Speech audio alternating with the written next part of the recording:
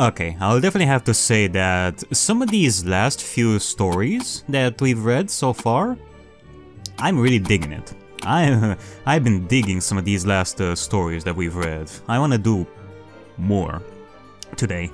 So right now we have a certain witch hunter's interview tape. Okay, this is definitely an interesting sounding story right over here. We found an old tape with an interview about the Ushiromiya family's legend of the gold. What is the truth, as known to the world of humans? Okay. I think this is gonna be a serious one.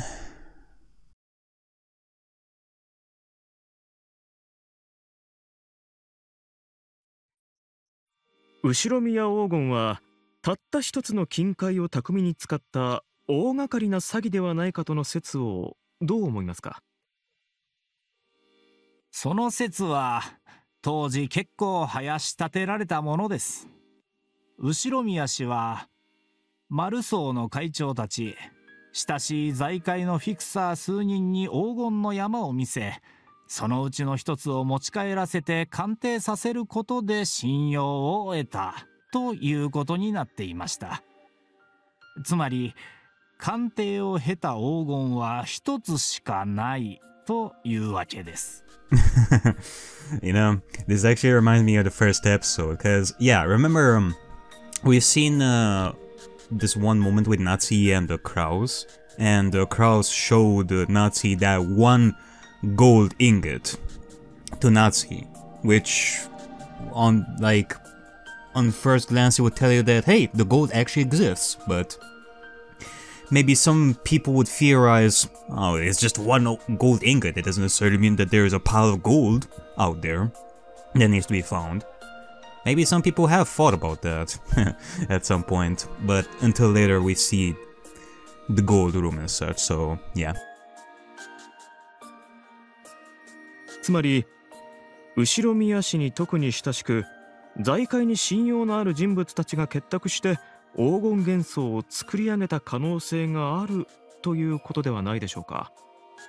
今日の仮説の一つに、そもそも後宮氏は魔女から授けられた黄金10トンを所有してはいなかったのではないかというものがあります。当時も後宮黄金に疑問を持つ人間たちはそう主張しておりました。社用の後宮家最後の当主による一世一代の大掛かりな詐欺ではないかとね。社用の後宮家がそもそも10トンもの黄金を所有していたら社用にはなりませんね。そうですな。ですから当時から10トンの黄金はどこから湧いてきたのかと大いに騒がれました。後宮氏は戦時中は下級将校の一人に過ぎず特別な力は持っておりませんでしたが、戦後は堪能な英語力によって進駐軍に太いパイプを作り大きな力とコネクションを得ていきました。ですので米軍関係で黄金を手に入れたのではないかとささやかれました。米軍から黄金ですか？もちろんこれはデタラメな憶測ですが、山下将軍の黄金やロマノフ家の黄金など戦後の混乱期に生み出された黄金伝説はいくつもあります。 General Yamashita's gold. The gold of the Romanov family. 今日では笑い捨てられているそれらの伝説ですが、当時にあってはまだまだ信憑性のあるものでした。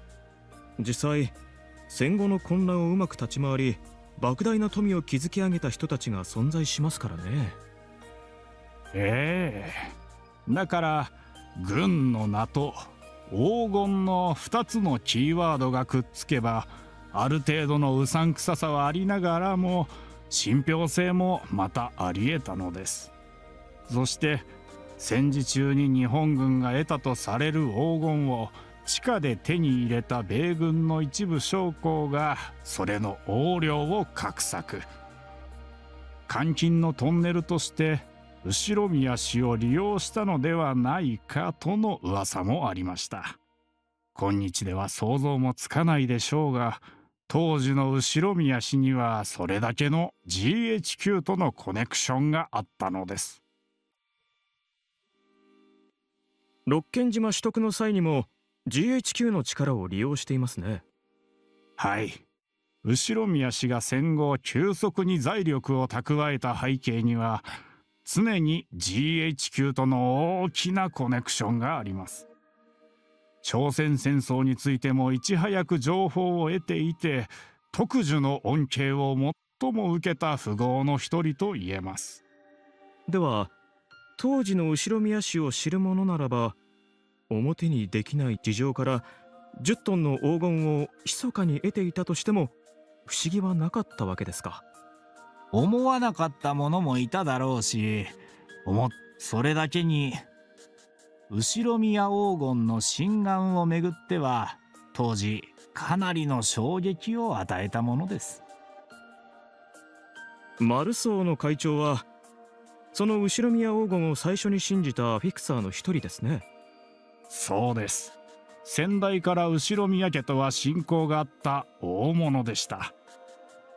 彼のお墨付きがなければ誰も信じなかったと断言できるでしょ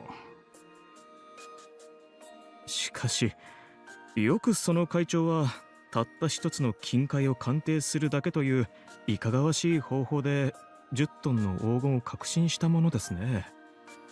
いくら信仰があったと言っても、もしも詐欺だったなら大きな社会的信用を失うところだったはずです。それほどの大人物が信ずるに足る証拠としてはどうしても足りないように思うのですが。後宮氏を疑問視したり、あるいは反感を持つ者たちはそう主張しました。マルソーの会長は買収されたか、あるいは騙されて詐欺の片棒を担がされていると。そんな風に大荒れするほど後宮氏の黄金担保の話は当時とにかく魅力的な、俗に言ううまい話だったんですよ。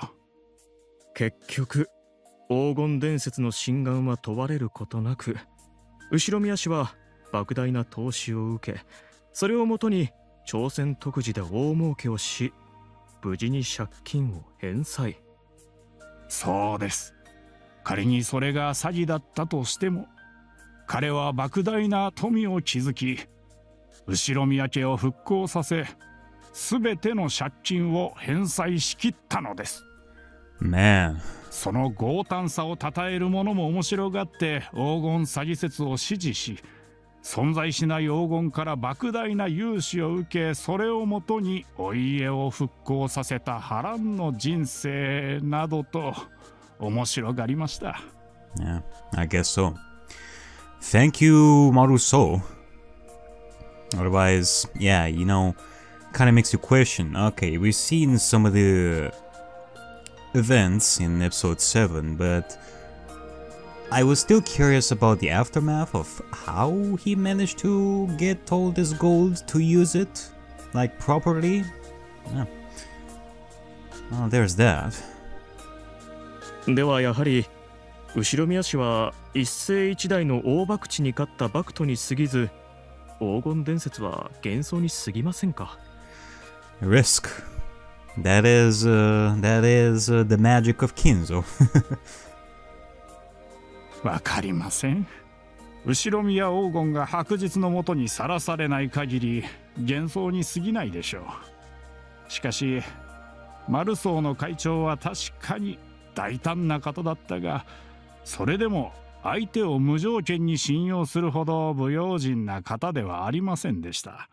その会長をどのようにかして信用させるか、あるいは騙すかすれば後宮黄金の幻想は完成しますね。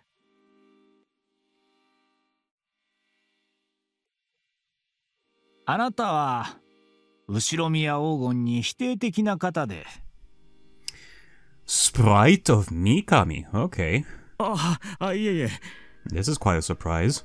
そういう説がありますが、いかがお考えですかとお尋ねしているだけです。否定的な方に納得してもらえるような証拠を、私は後ろ宮氏の黄金伝説を確信している人間です。私がそうだと思うに足る根拠はいくつもありますが、それらは直接的な証拠を伴いません。Alright. ですので、私がこれ以上いくらお話ししても、多分納得はしてもらえないものと思いますよ。誤解させているようで申し訳ございません。後ろ宮黄金否定説が主流なもので、それに一石を投じる説があるならばお伺いできればと思いまして。まずですが、私から申し上げたいのは、マルソーの会長は今日の評価では大胆な人物ということになっており、その一点がひどく誇張されているという点です。あたかもたった一個の黄金であっさりと信じ込み、あるいはリスクを覚悟の上で真っ先に投資し、後に莫大なリターンを得たバクトというイメージで語られています。しかし、それは後世の偏った見方による誤解です。会長は確かに大胆で知られた方だが、それは財界人としてはという意味です。Like, I am really curious. Because, as far as I'm aware, this is the first time that I'm even hearing of Maruso. He seems to have been a pretty important person when it comes to Kinzo's big rise and such. Without this president, we wouldn't have ended up in the present day. So, yeah, they had to have known each other. But who is he? 素性の知れない黄金をたった一つだけで信用するほどお人よしだという意味ではない。Okay. しかし、真っ先に信用し、莫大な投資を行いますよね。信用するに足る証拠が示されたと私たちは考えています。Wait, let me guess. Is that evidence in the form of the first Beatrice? Could it be that Beatrice actually knew Maruso? Maruso. I don't know if I can say that it sounds Japanese, this name, but at the same time it does. 第一、当時マルソーの会長がおっしゃっておられた話は今日のものとは大きく異なりました。I mean, one could say that Maruso is actually Italian and knew Beatrice and her family. I mean, that's enough evidence to say, oh, I can trust this guy because Beatrice trusts this guy. So, nah. I mean, that's the thing that comes to mind right now. But let's see. と申しますと、今日の説は、後ろ宮黄金に否定的なフィクサーたちが後ろ宮氏を貶める目的で捏造したものだからです。当時の会長はたった一つの黄金を見せられただけで信用したとは一言も言っていないからです。それはつまり、たった一つの黄金以外にも証拠を見せられた可能性があるということですか。Basically.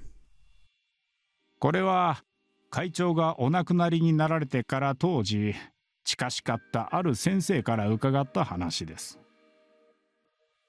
こんなことを言うと会長に失礼なんですがね、会長は世間で大胆と言われるほど大胆ではなく、むしろ石橋を叩いて渡る慎重な方だったらしいんです。確かに飲みっぷりと食いっぷりの大胆な方でね、そのイメージのせいもあったでしょう。しかし金に関してだけは大胆さとは正反対だったようです。Okay, well, I get it, but... それほど慎重な方がなぜ信じたのでしょうか。 Yeah, why? これもその先生に伺った話なのですが、何でもマルソーの会長にだけは担保が保証されていたというのです。担保保証？はい、後宮氏は会長の信用を欲しがっていました。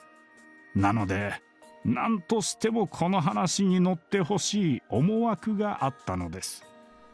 Okay, so I guess a little bit of a game of building trust, starting small, I guess. Like, hey, you want to prove this? Well, give me something like this, and then I give you this, and then you give me this, and then I give you this, and so and so. Something like that.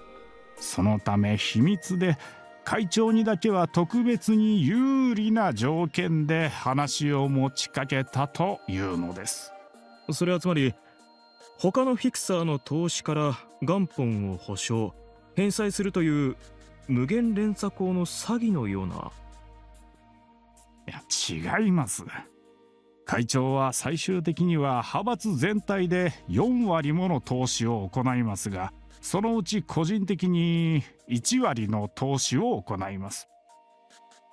その1割分、つまり10トンの黄金の1割、1トン分について黄金を実際に預かっていたというのです。1トンの金塊ですか。今日の価値で20億円ほどはありますね。その金塊は最終的には財を成した後宮氏の手元に戻りますが、それでも一時的に会長の手元に置かれていたと言われています。 Okay. 私は残念ながら見ていませんが、当時特に親しかった一部の先生方がそれを実際に披露されたことがあると申しておりました。ではその話が真実なら、少なくとも1トンの金塊は実在すると。会長の話が本当なら、いえ、もちろん私は本当と信じておりますが、会長は後宮氏によって目隠しの上、六軒島某所の隠し倉庫に連れて行かれ、そこで実際に10トンすべての黄金の山を見せられたそうです。Okay, I guess. そしてそのうちから1トンの山を分け与えられたというのです。そしてその1トンは再び後宮氏のところへ戻った。はい、後宮氏は見事に事業を成功させ、利子をつけて完済しました。会長がお亡くなりになられた後の遺産整理では、後宮黄金を裏付ける証拠品はたった1点、10キロのインゴット1つが出てきただけでした。これはおそらく何かの記念に寄贈されたものだと考えます。会長の協力がなければ他のフィクサーの信用が得られなかったわけですからね。それに対する謝礼か感謝でしょうか。私はそう考えています。ただその後、その黄金は残念ながら紛失してしまっているようです。He was later lost. 写真も残っていませんが、家人、関係者などこれについては大勢の目撃者がいます。なるほど。では後宮氏が10トンの黄金を持つこと自体には懐疑的でも、1トン分については信じる価値があるとおっしゃられるわけですね。博打は貧乏人のすることです。金を持つものであればあるほど、絶対の保証がない限り金を動かさないものです。私は会長が乗った1割分、つまり1トン分の黄金については間違いなく存在したものと確信しています。また万が一後宮氏が事業に失敗したなら、マルソーの会長も詐欺師呼ばわりされるリスクが残る。当時会長は率先して後宮黄金の宣伝塔的な役割を担いました。それから考えて、絶対にリスクを負わないのが金持ちの鉄則である以上、会長は10トンの黄金について絶対の確信を持っていたと。はい。金を持たんもんにはわからんでしょうな。しかし金というものを本当に知る者ならば、会長の動きから見ずとも10トンの黄金の影を確信できるのです。貧乏人の私から聞くと、よくもそれだけの莫大な金を話だけの黄金に投資できるものだなと思います。ある一定以上の金持ちになるとね、金よりも体裁と、そして死んだ後のことが気になるようになるんですよ。生きてるうちだけ取り繕えればどうでもいいというのは貧乏人の考えです。死後も自分の評価が損なわれない生き様でありたいと願うのが金持ちというものです。つまり死後であっても詐欺師呼ばわりされるような話には乗らないと。ええ、会長は10トンの黄金を確実に保証できる証拠を絶対に得ていたのです。あとはマルソーの会長という方がどれほどの方だったかをどれだけ理解しているかで信用が変わるでしょうな。あなたは信用できると。ええ。そしてあなたには信用できないこともわかりますよ。いやいや、それを言われるとこちらもつらい。で、それをはっきり示せる証拠があれば私も考えを改めるのですが。世の中証拠をもので示せないことってたくさんあるんですよ。あなた奥さんを愛しておられる？すみません、独身です。結婚指輪ってのはね、お互いの永遠の愛を誓い合ったっていう証拠なわけ。でもだからって浮気や不倫はなくならないでしょう。互いが今も相手を愛しているかどうか証拠を示せって迫ったら、それ自体がもう愛が冷めた証拠なわけでしょう。そうなりますね。かみさんが愛してるって繰り返してくれるその言葉を男は鵜呑みにするしかないわけよ。きっとかみさんもそう。毎朝50になっても60になっても朝はキスから始まるわけ。でもそれは単なる習慣に過ぎず、愛はとっくに冷めてるなんて言われたらもうどうにもならない。愛がなければ見えないというわけですか。ねお、キザな言葉を知ってるね。そういうことです。会長を信じ敬愛してやまなかった人々には確かに10トンの黄金が見えた。 You already know the catchphrase. 会長や後ろ宮氏が気に入らなかった人々には見えなかった。そういうことじゃないですかね。せめてその会長さんの遺品から出たインゴットだけでも見つかれば信憑性は増すのですが。You know, it kind of makes me think back on how, okay, the stories of the first episodes was brought to light to the world, and everybody knows about it, and from then on, the witch hunting has begun to learn about the mystery behind the killings on Okenjima that day and what happened and such. That quote-unquote catchphrase, without love it cannot be seen, would be known to the public as well. Therefore, you know, it's kind of like the modern day meme. Like, some people would make a meme out of that as well. Besides a catchphrase that one would equate to the event. これは噂だけどね。後宮氏のご子息のクラウス氏が入手したって噂がありますよ。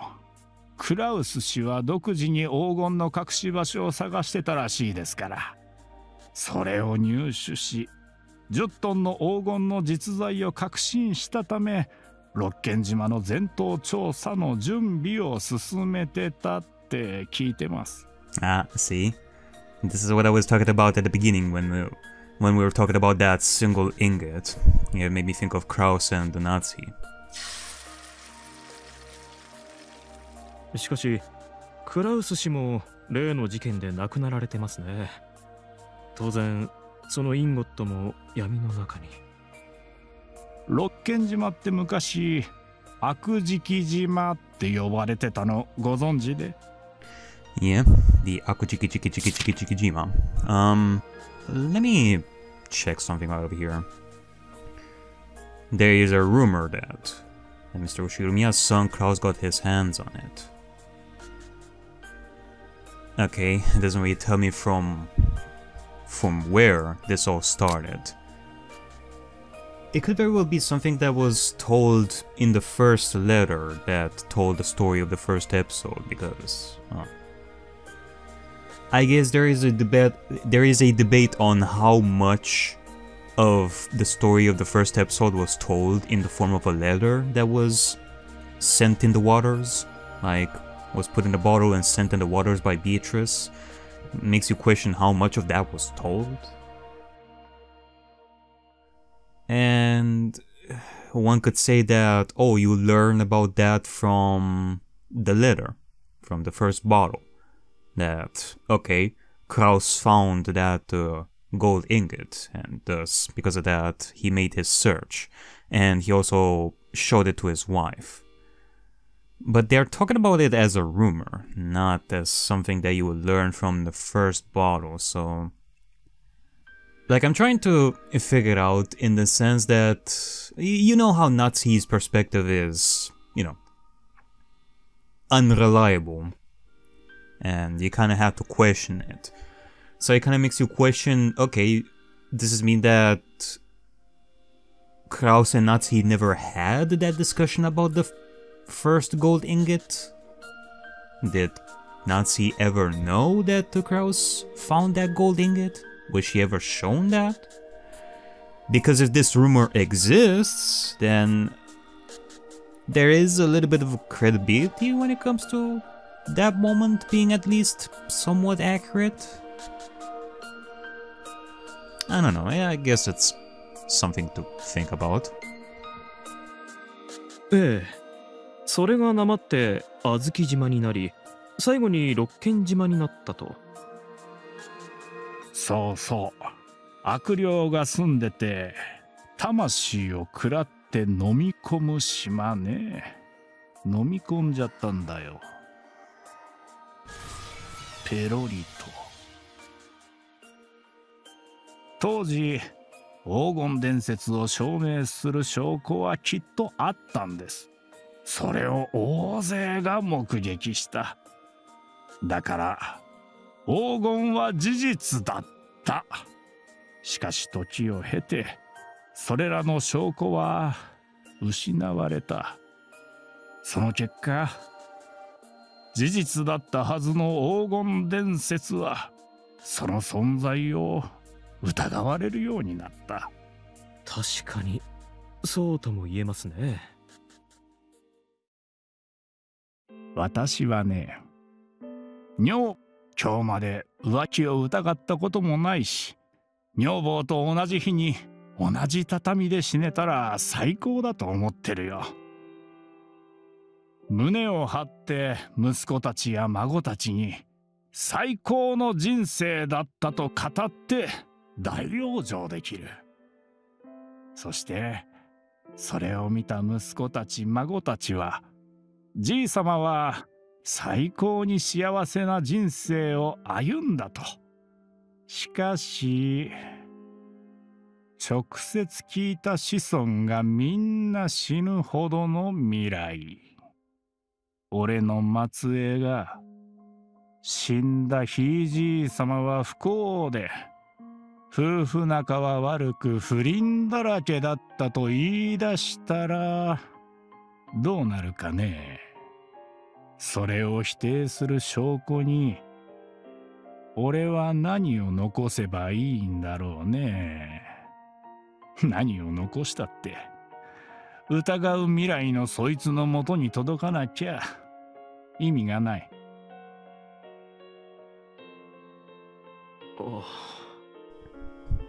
Yeah, I think that example that Mikami showed right here, I think it is the best example to showcase the meaning behind not just the goal, but whatever happened on Rokkenjima that day. Is that, well, what people think of it in the future, it won't matter.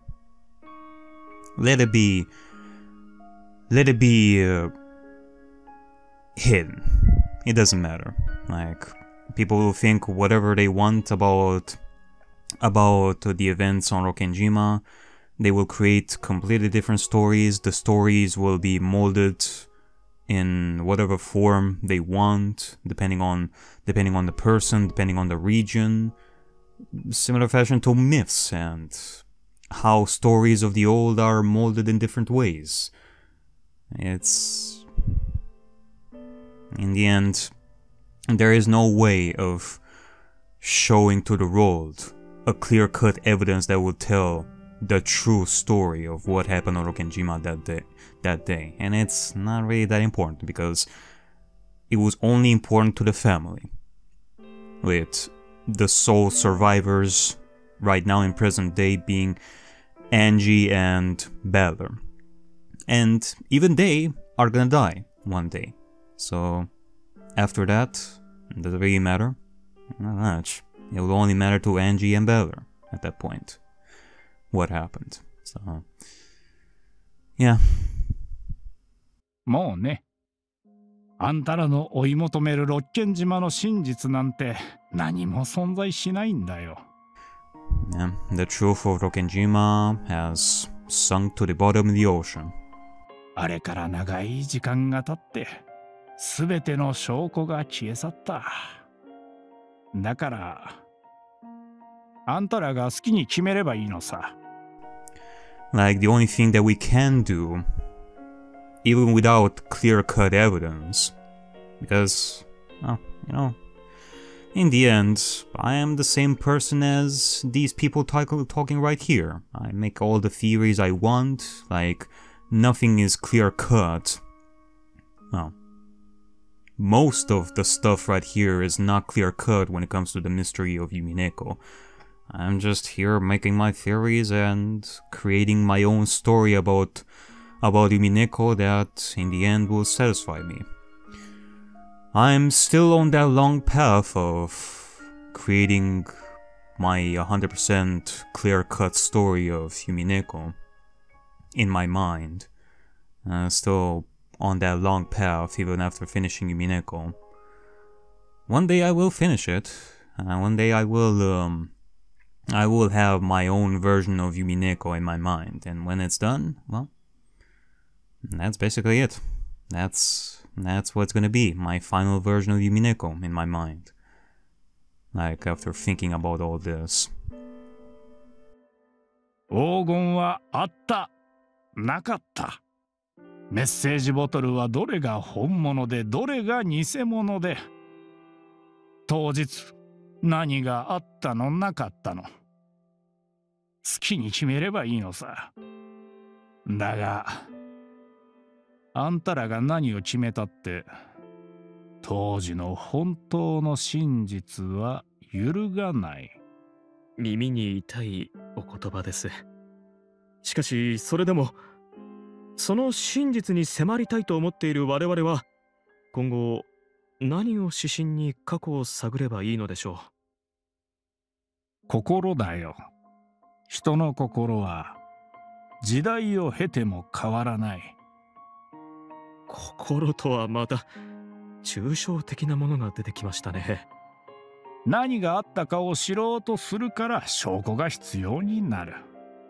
そうじゃなくて、何を考えてたかを知ろうとすれば必然的に何が起こったかを知ることができるんじゃないかな。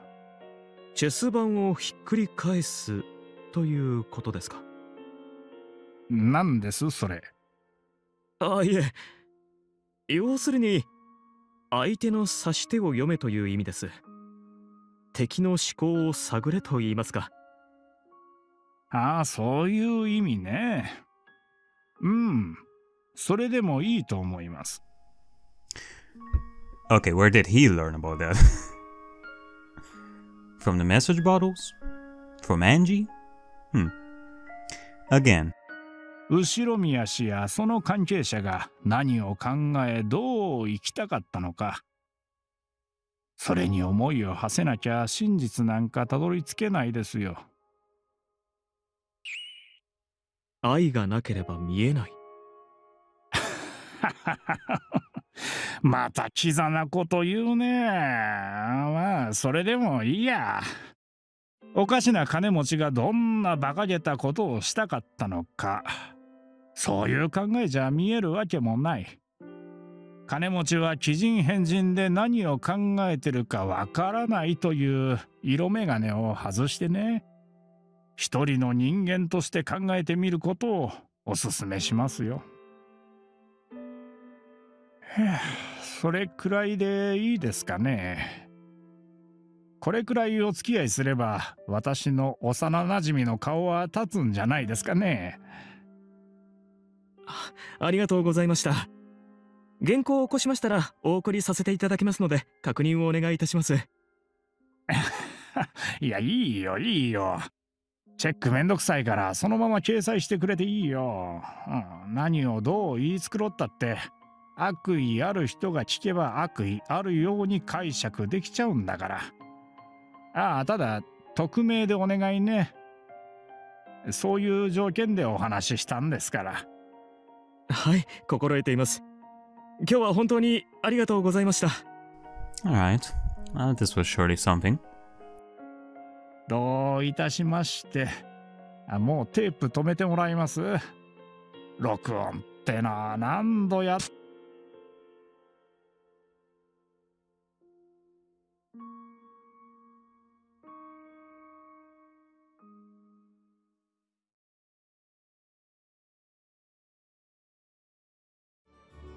Alright, I think that these next stories are gonna be really short, so I'm gonna be able to do them like today. Have some extra time for solving cases and such, so let's see about this one. Letter from a summoner. A letter from an old summoner talking about the miracles of magic and the importance of vessels. It is meant for those who aspire to go down the same path.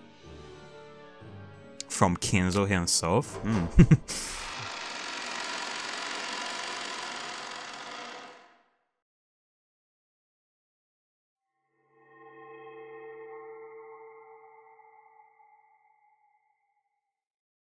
I wonder.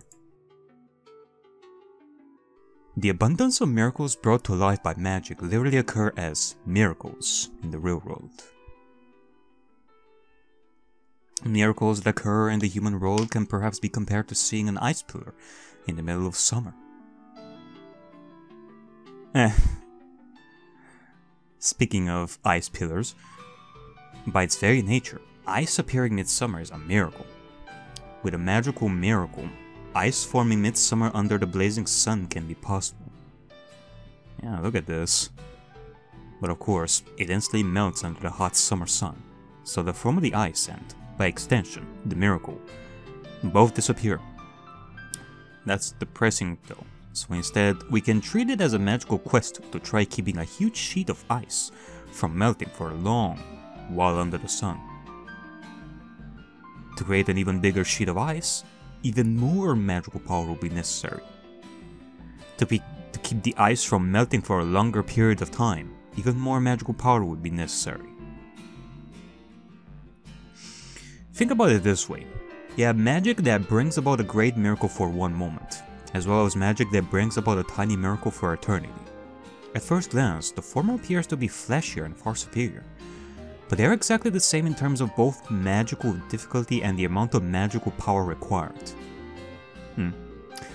This actually brings me like a thought. Okay, so the way they're describing it right here, it tells you, okay, the bigger the magic, the longer the miracle will last. You know, it is interesting to think about life in the sense that, man, we are lucky as a species to exist in the first place. Cause you know how there's that argument of how, man, it sure is difficult to find like other forms of life out there. Like, Jesus. We haven't really been contacted by aliens. We don't see like any forms of life on other planets through our telescopes and such. Like, okay, I am of the argument that in the vast universe, there's no way that we're the only species that exist. There has to be something out there. Like, mathematically, there should be. It's just that, well, we haven't been met by them yet. Maybe one day. But the point is, we are lucky as a species to exist in the first place in the sense that, you know, like millions and millions, billions of years ago, if the chemical reactions of the planet would have been a little bit different, then we wouldn't exist. And yet, here we are. We are here. We have survived this long. So the fact that we live, it is due to that miracle that has started like billions of years ago, and that has lasted this long. That miracle has lasted this long until now. We are here because of that big miracle that has spanned billions of years ago. That has great, great magic, if you are to think of it like that. Huh? In this sense, it must be said that the latter of the two, summoning, which is best contender for those who want to command a huge concentration of magic in a modest way, hasn't been very popular in the history of witchcraft. If you've seen the great piercing magic of a meteor falling upon Earth, then you may also want to see the great summoning technique that calls about a massive dragon. Yeah, we've seen the kind of magic that Kinzo can showcase. Transforming into a dragon. That, I feel like that's still the most random moment. Like one of the most random moments in Umineko. Yeah. Sure was a miracle. However, between just a single moment of great magic versus the miracle of calling about this massive dragon, and then using summoning to allow it to continue to exist on top of that, the difficulty and burden are completely different. From this conclusion, we can say that the magical power of dropping a meteor to the place where its summoning was performed would be equal to calling up a palm-sized lizard at best. It would also be very weak, and at most, you would probably invoke a fragile existence that would turn to ash upon contact with open air or sunlight. Certainly, this is why you young people who love flashiness can so easily command flashy magic to their liking, while having no interest in burdening themselves with the modesty of summoning. Therefore, due to the low popularity of summoning, there are very few magicians in the human world who have become skilled enough to be called summoners. A fleeting miracle that disappears in a blink of an eye will leave an impact for eternity. This is the true value of summoning. Now, returning to the original conversation, we now may understand that the magical power required for a miracle to manifest can be represented by scale, times, duration of existence, magic math? Since we are going through the trouble of inviting guests from another world through summoning, the product should be nothing but beneficial and excellent. At that point, the scale figure cannot be underestimated. After all, who would choose to summon something insignificant? And moreover, if you do summon a beneficial existence, you will likely want to keep it to use for as long as possible. Basically, it's best to have the longest duration of existence possible. Okay, scale, duration of existence. I mean, you think about the the cheesters, you think of the stakes, the duration of existence was pretty long for them. And the scale? They were quite big. In more ways than one. It is quite difficult to balance out both scale and duration of existence. At this point, it may be easy to imagine the amount of extraordinary power a magician must have to deserve to be called a summoner. Unfortunately, such immense magical power cannot be attained even with an entire human's lifetime worth of training. Thus, what is most important is the concept of preparation. The main fuel for magical miracles is supplied through wild enthusiasm, which converts into magical power. If this is difficult to understand, just imagine your physical strength normally. Assume there is heavy luggage in front of you, and you have to carry it to a designated area. If you carry it there with no tricks or cheats involved, it will comparatively require both arm strength and strength of the body. However, if for example there was a cart, a lever system, or an easily graspable handle on the luggage, and you also know the procedure from past experience, carrying this luggage will be much less difficult. In magic, the same concept exists. Much of this consists of the preparation of magical circles and the usage of catalysts. Okay. Crystals, candles, blood. Many of these preparations are very time consuming, and it's no wonder. They are used to make up for whatever of your own magical power you're lacking in. I mean, I know some of this stuff. I've experienced and toyed with some of these concepts that we are being explained right over here. By Mage Noby, of course. Aspiring magic users should not forget this. Magical power isn't just something you're born with. The effort put in through fanatical obsession also leads to magical power through fanatical obsession. Yeah, this is a bit of a digression, but I myself was born with no magical talent. Yeah, this is Kinzo who is narrating this. Regardless of this, I acquired enough magical power to call myself a magician. Magical power is not determined by talent. Rather, it can be asserted that it depends on the extent of how long one is able to withstand their own insanity. I guess if we are to think that Kinzo is the one who is explaining this, if you are to think of old Kinzo, it's kind of hard to imagine that Kinzo would do like a magic session, that he would be the teacher type. Especially for summoners who aspire to use magic to maintain a miracle upon Earth for all eternity. This is something I don't want them to forget. Because, you know, Kinzo has two modes. Or three, depending on the story. Either you have the angry Kinzo or the Beatrice Kinzo. Or you have the laughing Kinzo who is so overjoyed for his family coming to his house, like in episode 8. There's that. And I guess there's the fourth one in the form of rapists, but we don't talk about that one. Again, this is my own experience. While summoning, to greatly increase the success rate of the summon, it is crucial to prepare a certain object. Objects like these are called vessels. Vessels, simply put, allow guests from another world to temporarily lodge in ours.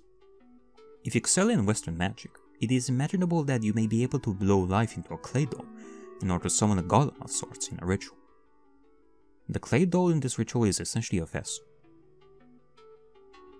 Let's return to the beginning of our conversation regarding ice forming in midsummer.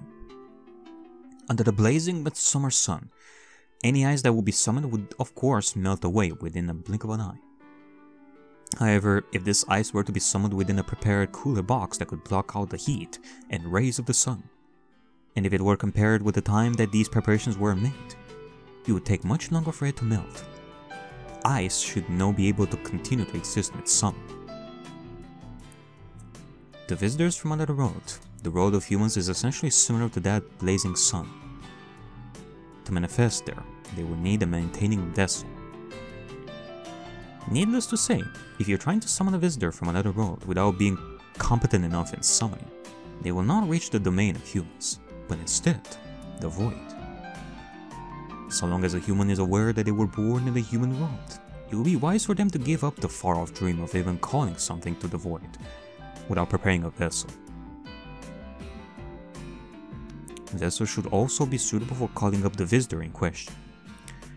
The more suitable the vessel is, the more powerful the manifestation will be. If you are to summon a great being while using an unbecoming vessel, one that prevents their greatness from manifesting, you will be absolutely blasphemous. Yeah. Imagine, you would be able to maybe use like cheese, like use a vessel, like use the cheese as vessel to summon Ariakey. That would surely be fitting. The stronger the being is, the stronger the vessel should be. The wiser the being is, the wiser the vessel should be. An excellent vessel is comfortable for denizens of another world, even if it's just anything is summoned. And this, that or chopsticks. And this resident from another world, along with the miracle they bring, continues to exist. The chance this existence could become what should be acknowledged as a so-called magic item is not small at all.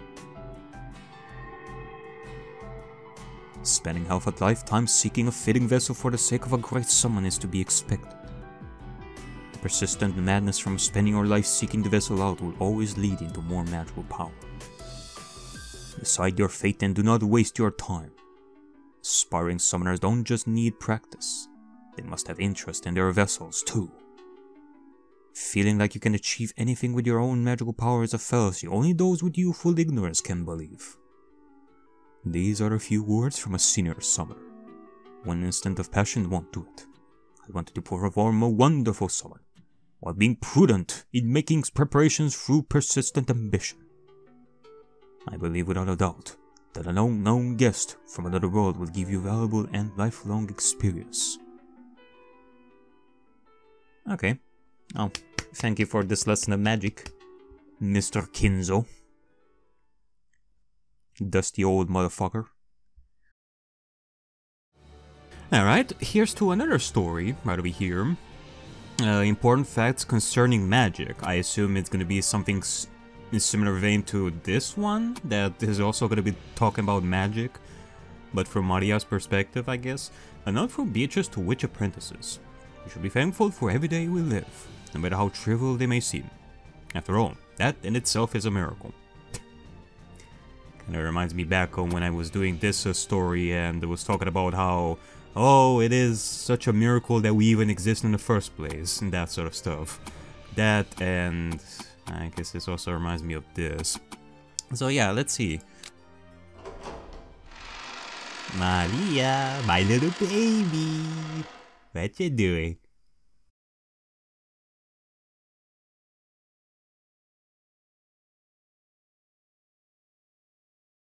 Are we gonna have Maria talking to us? Or to my beloved magic apprentice? Important points about magic. To my beloved Maria. Aw, man. So it's not gonna be Maria talking to us, it's gonna be... I guess it's gonna be Beatrice who is writing this to Maria.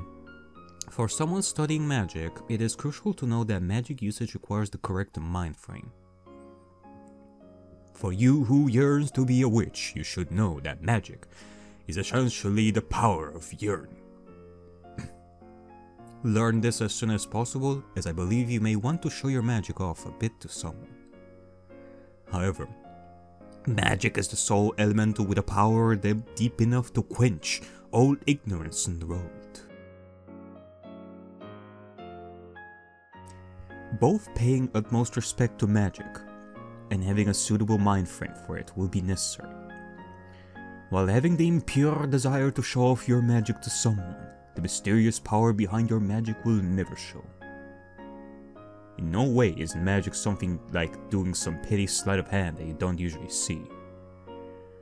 Pray, Maria, that you may respect magic. I pray from the depths of my heart that you take the first step as a witch with the right mind frame. Beatrice, the Golden. Oh? 良いかマリア。魔法とは感謝の気持ちの上に成り立っていることを決して忘れてはならぬ。わらわのような邪悪の極みとてその気持ちを忘れてはならぬのだ。Yeah, there you go. We're gonna have like a dialogue right over here. 感謝？そうだ。魔法はこの世にあまたある人以上の存在に奇跡を懇願し、それを叶えてもらうことを指す。魔女が魔法を行使するのではない。魔女が人以上の存在に奇跡の行使を祈るのだ。雨乞いを考えるのが良いか。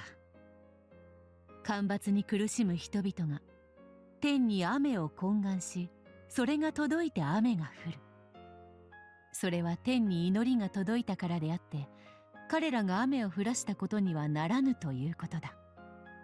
願いが届かなかったらベアとでも魔法は使えない？理屈から言えばそうなる。もっとも願いが届く届かないなどと言っているうちはまだまだ見習いよ。わらわの域まで達すれば願いは必ず届く。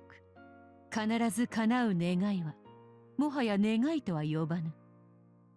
故に魔法と呼ぶのだ。感謝する。プールの授業の日に雨が降るようにいっぱい感謝する。What, you mean you don't like swimming? あれ？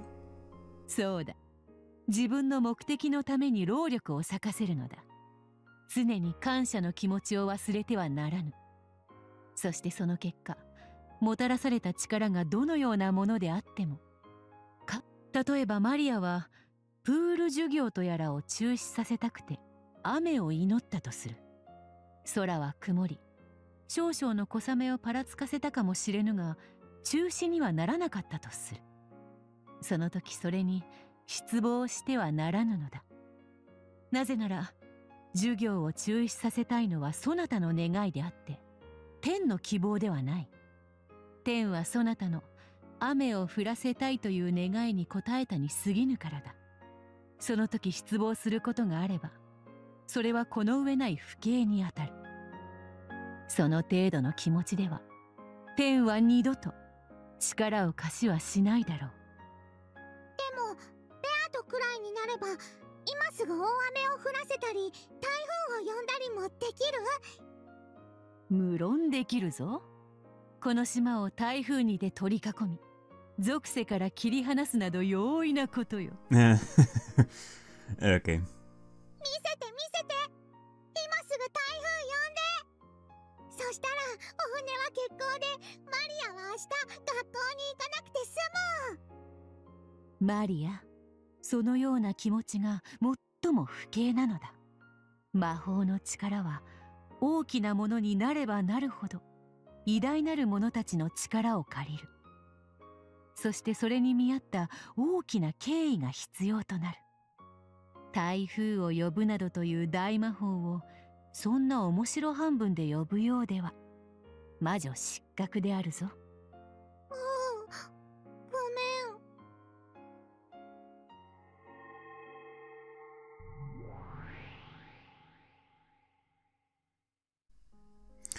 We witches must not forget that the name magic itself is disrespectful in nature. That is because in this world full of all kinds of power and phenomena, a miracle is bound to happen, and yet these miracles are usually taken for granted. For example, people feel thankful to get up every morning of every day, right? No, no one is actually that grateful. However, this is a huge miracle. Heaven's love for us is probably massive, so much that consequently every morning they naturally shine their sun on us. But this has never been something that should be taken for granted. If at any point heaven's affection for humanity would burn out, so too would the sun. Every single day until today, there has been no guarantee that the sun will rise again tomorrow. We witches do not make light of this. Every morning, I am thankful for the fact that the sun from yesterday rose again. The fact that I am able to accept these warm days is a blessing that I am thankful for. And then occasionally, to let the daily cycles be rewarded and rest, unless for a solar eclipse. The sun has never slept once. Every being and every phenomenon in the world must all be thankful to it. An apple falling from a tree is thanks to gravity. If there were no gravity, we would likely not be able to continue walking. The fact that the ocean is full, the fact that wind blows, the fact that fire raises, whichever trivial thing, we should all be thankful, for it is a great miracle. Yeah, and again, what I brought up before, like, if the chemical reaction, I don't know how to explain it scientifically.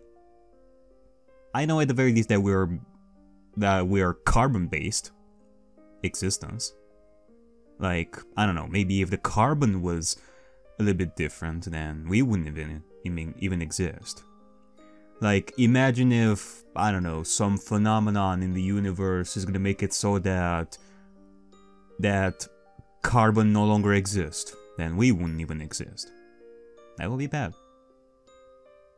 In a sense, all miracles would die out without these thankful feelings. When you think about it this way, can you understand why magic being called that way is disrespectful? There are no witches who exercise magic. Witches wish, receive, and give thanks. Forget those feelings, and the ability to perform magic will forever be out of reach. In the end, everything in this world is a miracle. Man. I guess that is another definition for magic, if you think of it like that. To define magic, you wish, receive, and give thanks. Basically. When humans called it a phenomenon caused by a mechanical reaction, magical powers suddenly began disappearing. For instance, when a cow gives milk, you should be thankful for a miracle. Since they were cared for, it's expected that they would provide the miracle of rewarding their owners with milk. Nevertheless, humanity instead forgets their thanks to cows, constantly breeds them mechanically, and treats this milk-producing machine as a phenomenon.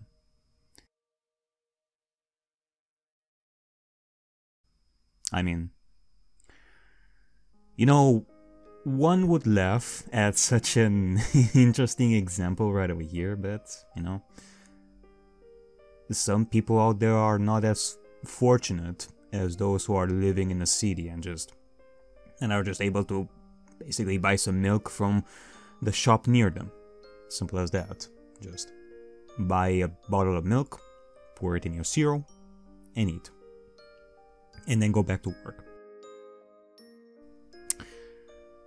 Some out there are really thankful for their cows as one of their main sources of food, that they get to live another day with the food that they have, including the milk from their beloved cow. So, yeah. And thus the cows lose their magic, and the miracle lying within them is killed. And this sort of thing is done to all creations everywhere. One by one, each miracle ends up being killed. No, kill is not to be the correct word to use here. To say they are rejected is much more appropriate. Humans are incapable of killing or erasing miracles.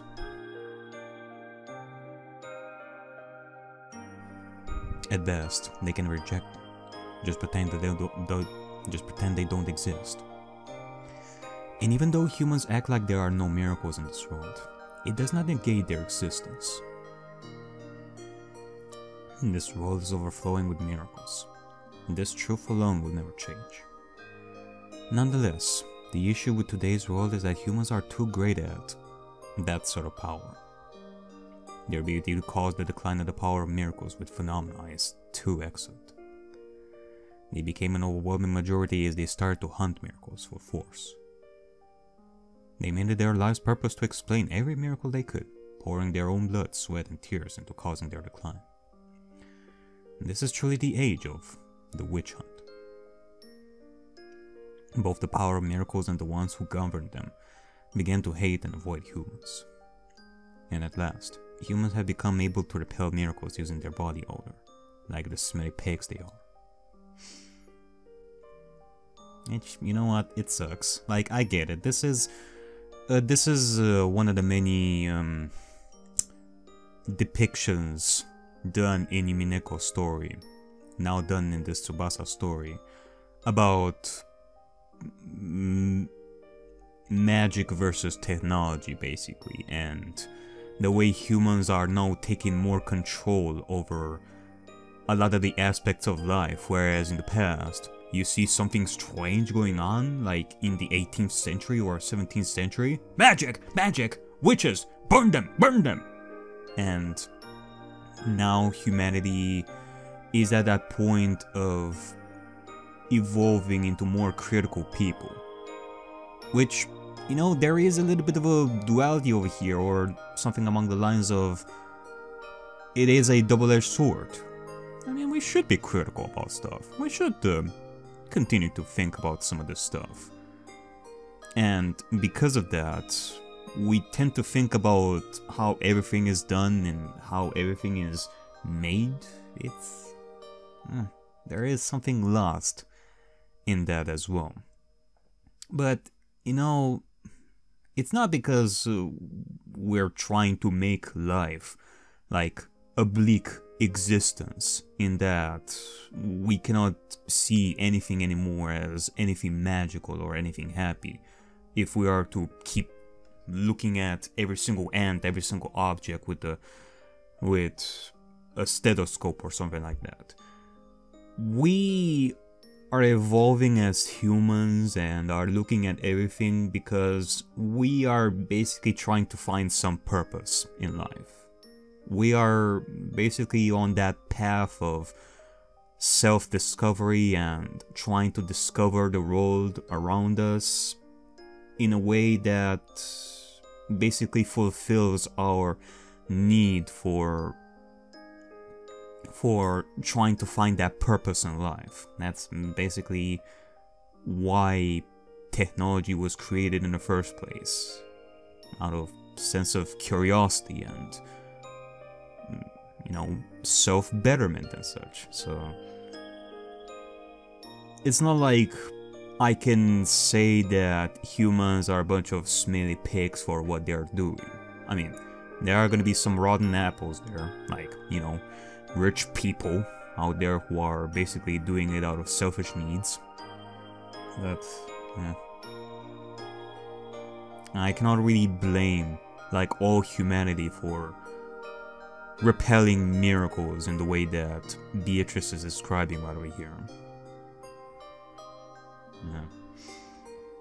Where humans exist, the power of miracles disappears. The existence of witches is denied.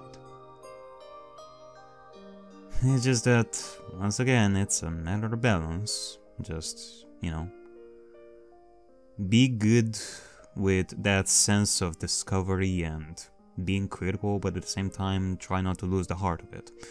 And since they straggle all over the place in groups, the amount of places where magic can be used is constantly decreasing. For that reason, we hid away from human eyes, and were forced to flee to far off places. And now, this remote island, where so few people live, is where I have taken residence. Now, it is essential to hide our magic powers from human eyes. We cannot show miracles to humans. Humans themselves reject and deny magic just through their existence. When I try to show them a miracle through magic, it causes it to dispel right in front of me. Having your powers stolen by humans, even just being around. Having your magic dispelled like that. What humiliation. I mean, it also sucks. Also with the lack of education. Especially in current times, because, you know, we are in the digital era. And it's a lot harder to keep something a secret. And also, if there is some phenomena going on, like, something will be recorded and it will be shown to the world. And some people, some uneducated people are gonna be critical about something in a bad way that makes the experience much worse instead of something beautiful. Now, Oh my god, like... I don't wanna, like, a thought popped into my mind right over here because of AI. And I don't want to talk about it, I'm not really fond of AI, but basically, with the evolution of AI, things are starting to become unclear yet again. Because what is real? What isn't real? And, you know, as much as I'm not fond of AI and where it leads, this could also be like a trigger warning for people to educate themselves in basically thinking for themselves, like what is real and what is not real. But at the same time, it's kind of difficult because how do you distinguish that sort of stuff? You'd have to learn like some stuff in order to distinguish what is real and what is not real and think for yourself and such. So therefore it requires a bit of education in that sense.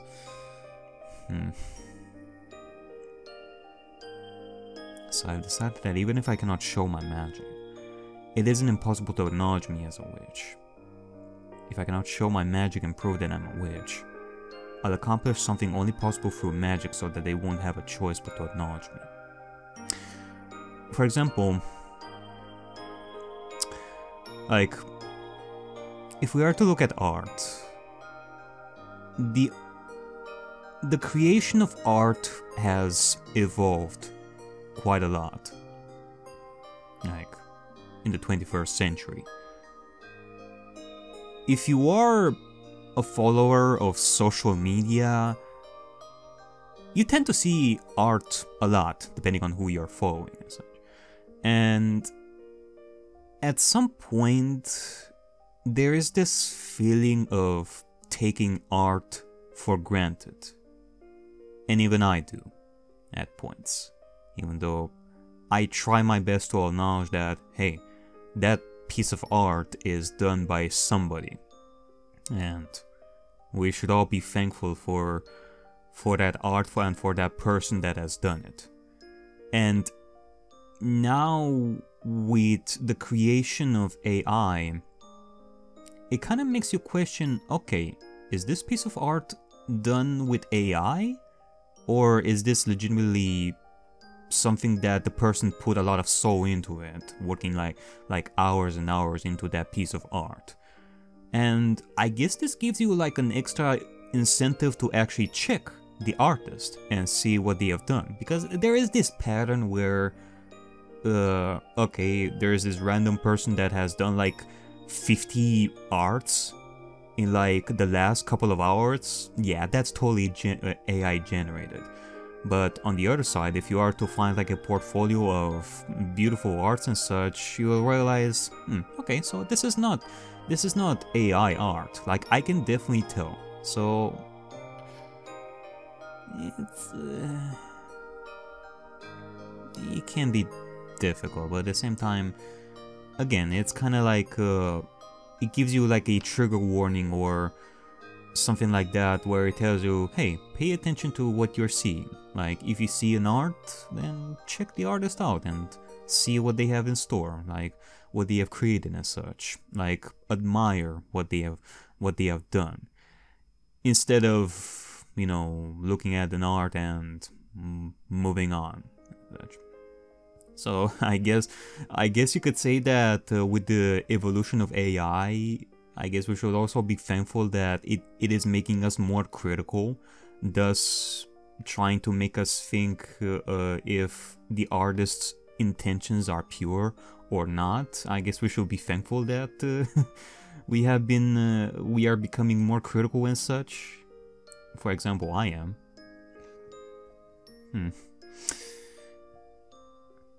Sheesh, I went on a tangent there.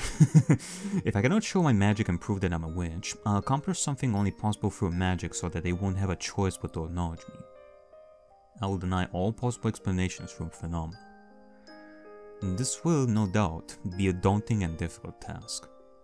However, this devil's proof is surely the right way to prove my existence. No, I'll call it a witch's proof, since that fits me better. Time is eternal. I'll repeat it as many times as it takes to make these foolish humans succumb to me. This is the eternal torture I'll impose on them. It will be an appropriate punishment for desecrating miracles. Yeah, I mean, that was a really short story, so I made it extra long. There you go.